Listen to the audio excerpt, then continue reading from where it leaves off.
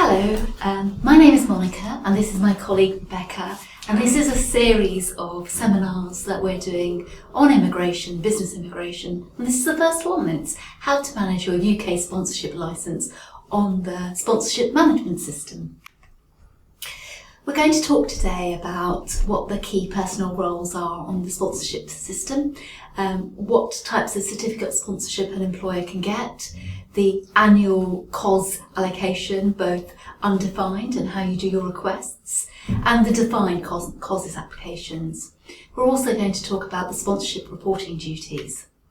So as you know, the sponsorship management system is an online tool that allows employers with a sponsorship licence, i.e. registered employers, to manage their sponsorship duties and their day-to-day activities.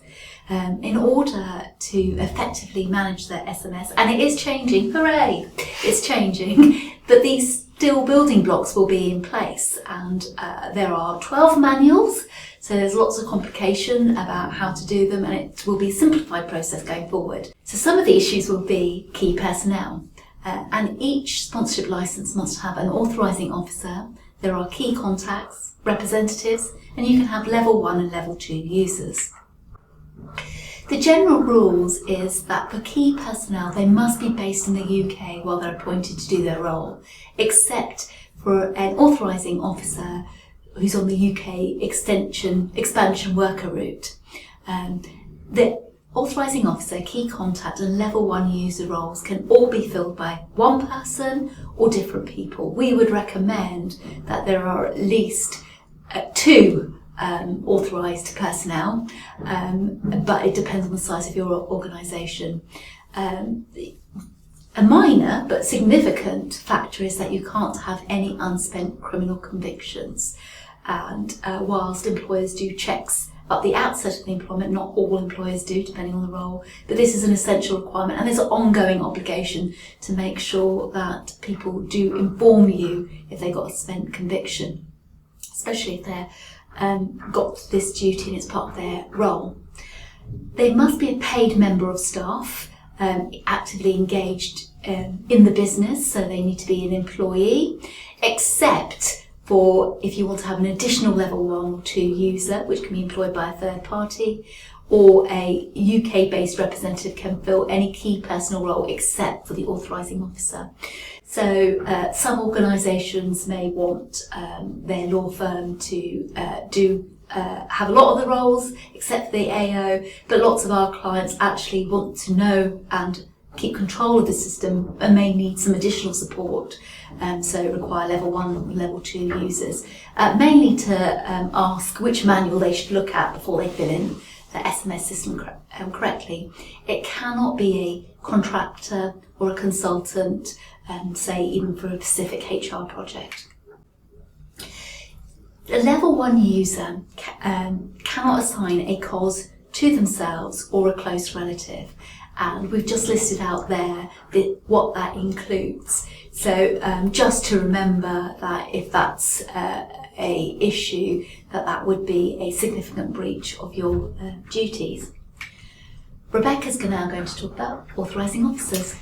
So, authorising officer, this is the most senior person in the organisation who is ultimately responsible for the recruitment of all migrant workers and will be held fully responsible for all sponsorship duties and making sure they're met.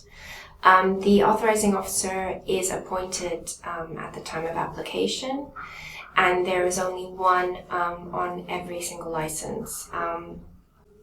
Ultimately, again, they are responsible for the actions of all the key personnel. But importantly, when you are applying for your licence, the authorising officer does not have automatic access to the licence online.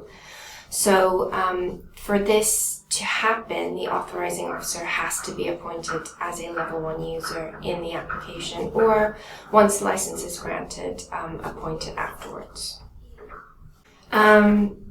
Just going on, some more about the authorising officer. The Home Office recommends in their guidance that the AO checks every COS on the system on a monthly basis. However, in experience, if you don't do this, it can lead to investigation from the Home Office. So although it's a recommendation, we do advise that the AO has a monthly reminder in their calendar to log in to avoid any kind of investigation or enforcement action from the Home Office. And would you say, Rebecca, that as there's an opening up of the visas, it's actually quite important that the authorising officer does log on, because, as you say, it might trigger an audit, and also they are going to be questioned. And so the fact that they are in the system and explaining it would be important. And the Home Office may use that minor breach of not logging on enough to look at the whole license, which means you need to make sure that your whole license is up to date. So it's just best practice to put in that reminder and make sure you do it every month. You don't have to do anything when you log in. You just log in, take a look at the causes, and then log off again. So with the AO, if the AO leaves, this must be reported, and the AO will need to be replaced.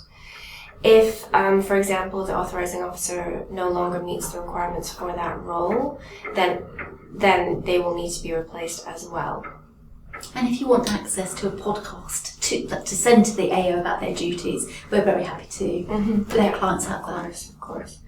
The authorizing officer can also be the key contact and a level 1 or level 2 user. They must be a British citizen, be settled in the UK, or have a valid UK visa permitting them to live in the UK.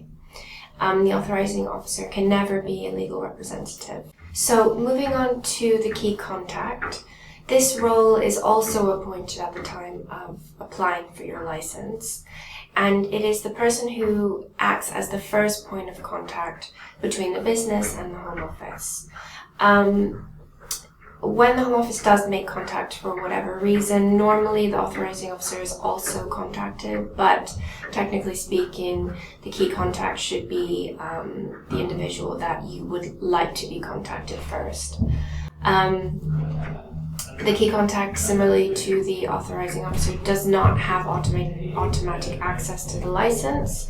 They must be appointed as a level 1 user, either in the license application or thereafter. Same as with the authorizing officer, there's only one key contact, and the key contact can also be the AO and a level 1 user, depending on the size of your business. Rebecca, how much notice would a key contact have of an audit visit the next day, perhaps?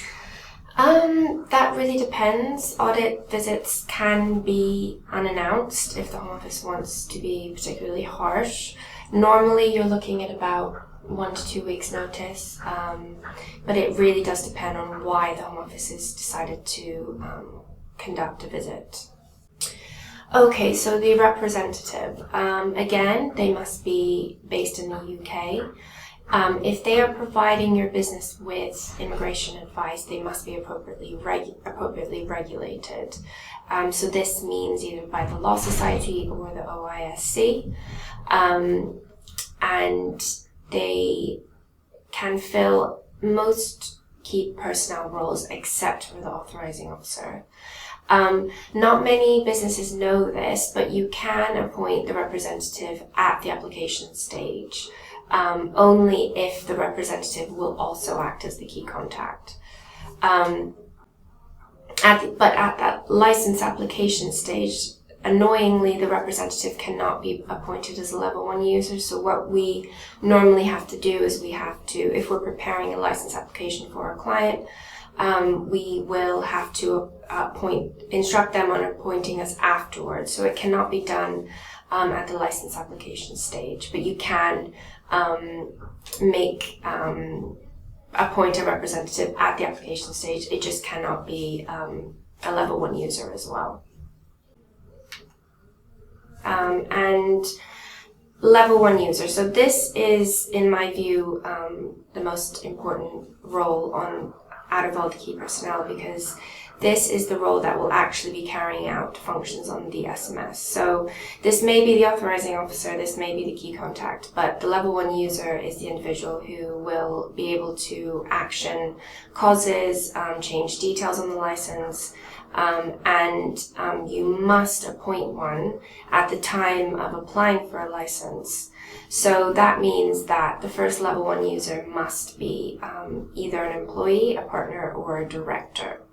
Any additional level 1 users you would like to appoint after being granted with your license, they don't have to be employed as with the first level 1 user, but the first one always has to be employed. So, for example, we normally become level 1 users on our clients' licenses once they've attained their license.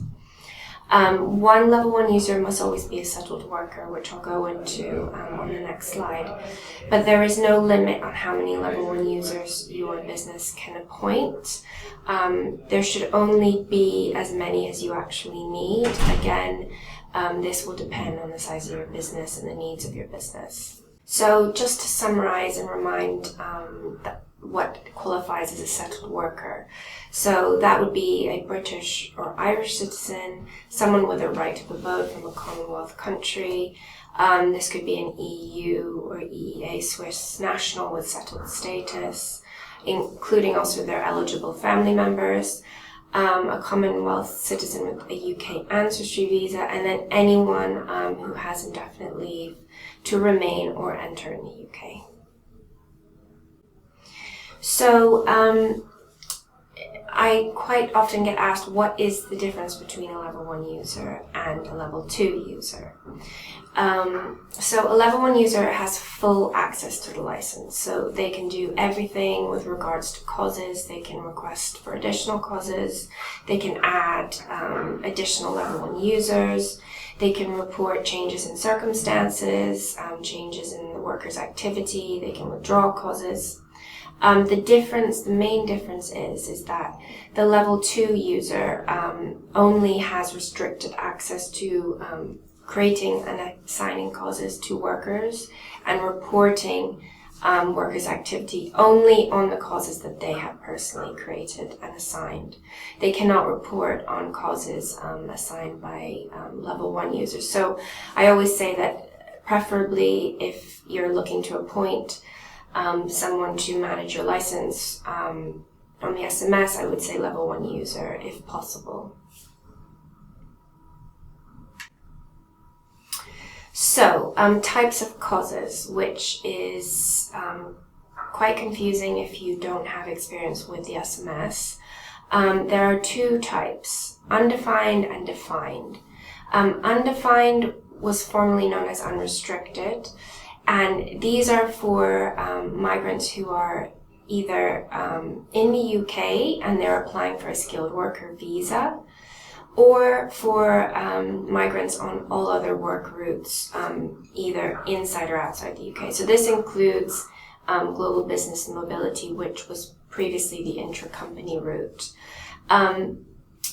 You are given an allocation of undefined causes as opposed to defined causes, which you apply for individually, and these are assigned to skilled workers who live outside the UK. So your undefined cause allocation. The cause allocation year starts from the date that your license is granted, and then for 12 months there forward. So there are a certain number of causes you'll be allocated with depending on the information that you provided in your license application. You can apply for more within your cause allocation year, which is called an in-year additional cause allocation request. And the causes which you don't use at the end of the year will not be carried over. So you must assign them before they expire, and the expiry date will be on your license summary. So how long would it take if you needed another cause?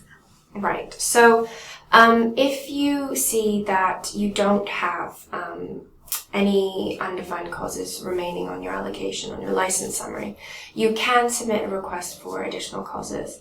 It can take up to 18 weeks, which is quite a long time. So what the Home Office does is provide a priority service, which costs £200 per request, and it expedites the request to 5 working days, if I'm correct.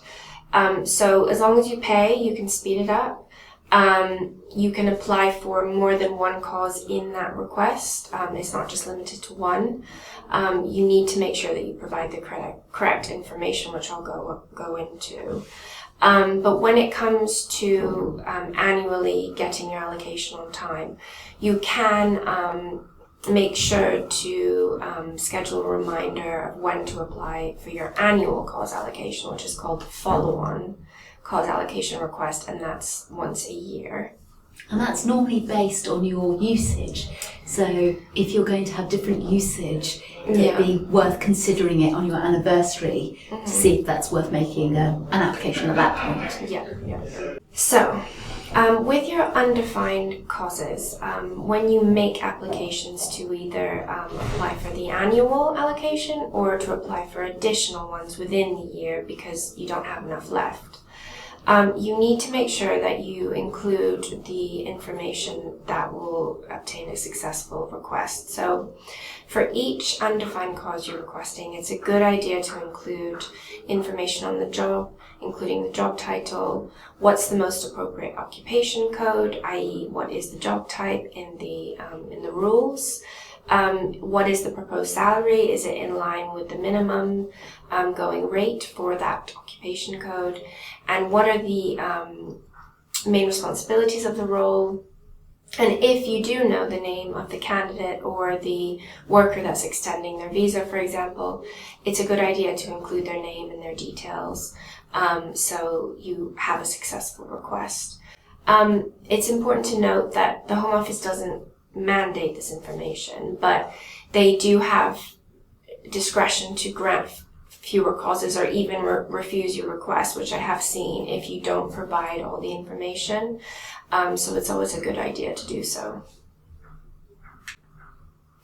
Okay, so now we move on to the defined causes, which is only for the skilled worker route and for skilled worker candidates that are based overseas, so outside of the UK. There is no annual allocation on your license. You have to apply individually for these defined causes, and for some reason the processing times are a lot quicker, 1 to 2 working days as opposed to 18 weeks. Again, you need to include all the information as you would with an undefined cause request. And importantly, with the defined cause requests, the information that you include, it will be pre-populated on the cause. So it's important that you get that information right, including the work start date and all of these very delicate timings. And this is part of the bigger picture that part of the treaties and that the government are trying to arrange will depend on this movement of people to get our trade deals. So it's actually easier to recruit somebody completely overseas. And then what we're seeing is quite a lot of movement when people join you and then they move within the UK, and that's where we're seeing both of the different types of causes being used. Is that right? Yeah, definitely. And the fact that it's slightly easier to recruit from overseas, technically speaking, on the SMS is definitely an indication that they want talent from overseas in the UK. And Rebecca, can an employer who's paying quite a lot of money on these fees and charges, can they ask the skilled worker to be responsible if they decide to move on within a certain period?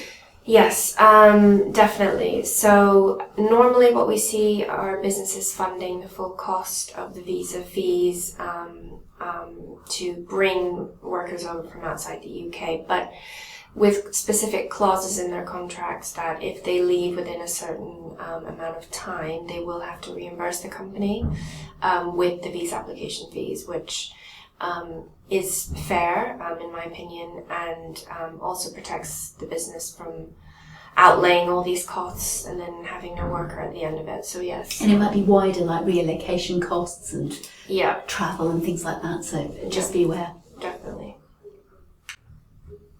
Okay, so with the defined cause application, there is specific information you have to include, such as the intended work start date, the intended work end date, the job title, and then with the work start and end dates, this is important information because it will determine the cost overall when assigning. So there's what is called the immigration skills charge, which is an annual fee. So for example, if you put in a 3-year sponsorship and then it's really only 2 years, then obviously you'll be paying more. So that's something to consider when putting in these dates. Then there's also the job title, again, the occupation code, the job description, the salary, and then also the shortage occupations list, whether the job is on this list. So this list covers roles in the UK which currently face a shortage in labour within the UK. So if the job is on this list, then there will be a slight reduction in visa fees as well. Rebecca, if an employer is seeing quite a lot of movement, so they're applying for a 3-year visa, but people move on within a year or even 2 years, would that trigger an audit if there's a lot of run-through of visas? It might, if you're consistently recruiting workers who just end up leaving, because the Home Office may question whether they are genuine vacancies.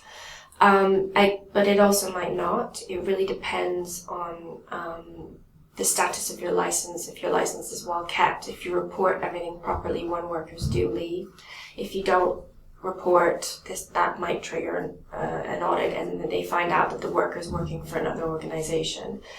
It really depends on the facts, but it might, in short. Then also whether you will be providing financial maintenance. So what that means is only if the need arises. So you are basically committing to sponsor the migrant to a certain amount if, in worst case scenario, they don't have sufficient funds for the first 2 months of their stay. So that means that the worker won't have to provide their own bank statements showing they have enough money.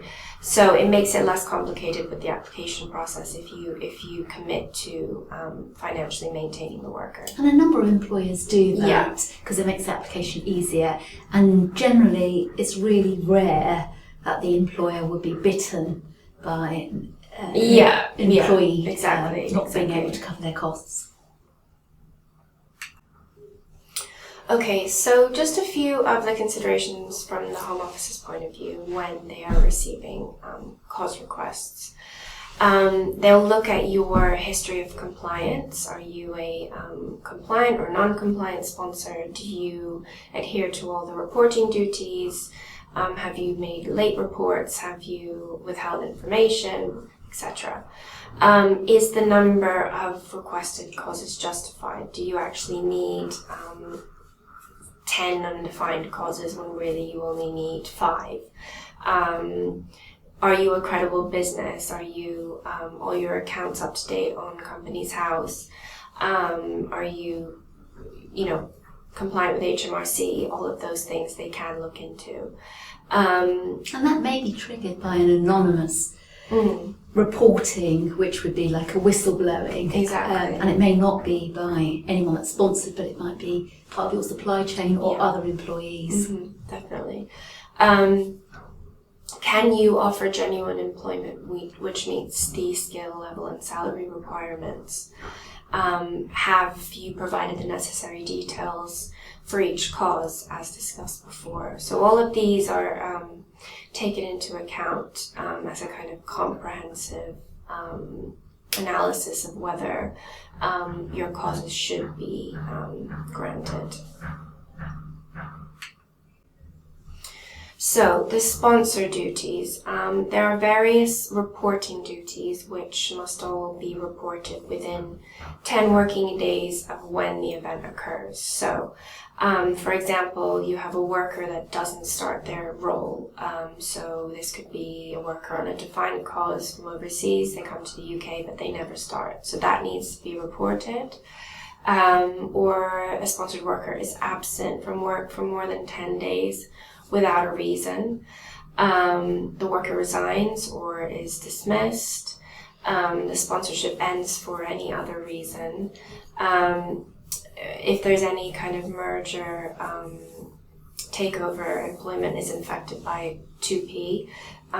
That is quite an intricate area that we always recommend that you obtain advice on. The size of your business changes, and you're no longer a small business and you're deemed to be a large business. There's changes in the employment of the sponsored worker, promotions, reduction in salary. Normally you don't have to report increase in salary. They're more concerned with reduction to adhere to the minimum threshold for their role, their work location changes, etc.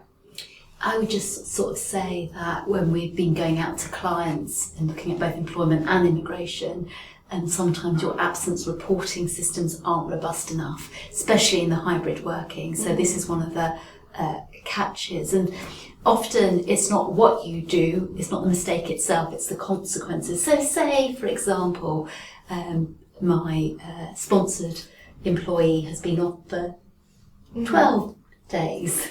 Okay. Absence, and I don't report it at the time. Am I better off doing that report as soon as I can, and perhaps with an explanation about how my processes will be more vigorous going forward? Yes, so that is a good question. A late report is always better than no report. Accidents happen, and the Home Office, they do take into account why reports are late. I have heard from a colleague in the immigration world that they were made a report that was over a year old, and the Home Office didn't take any action. So that goes to show that they do appreciate the information no matter how late. Shows you the weight of a sorry, doesn't it? Always. It does. Okay, so reporting duties. So these are the more significant changes in your organization, which must be done within 20 working days as opposed to 10. So this could be the change of a company name or the name of any of its attached branches, the sale of all or part of your business, mergers, takeovers. Obviously, if you cease trading, you become insolvent, that needs to be reported, or you substantially change the nature of your business. Thank you for joining us for this webinar. If you've got any questions, please do email us. If you tell us in the feedback form whether you're at AO, a key contact level 1 or level 2, we'll send you a pop quiz just to check that A, you were awake during this, and B, you actually know what you're doing. So thank you very much. Bye-bye. Thank you.